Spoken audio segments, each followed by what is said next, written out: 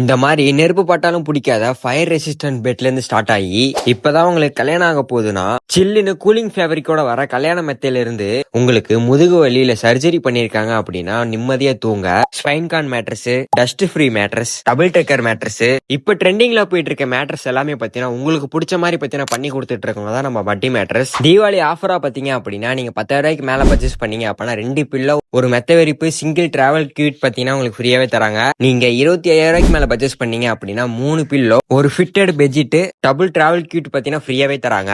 இதே நீங்க 40,000 ரூபாய்க்கு பர்ச்சேஸ் பண்ணிருந்தீங்க அப்படின்னா 4 பில்லோ ஒரு பெட்ஷீட் குயின் டிராவல் கியூட் பாத்தீங்கன்னா உங்களுக்கு ஃப்ரீயாவே தந்துட்டு இருக்காங்க.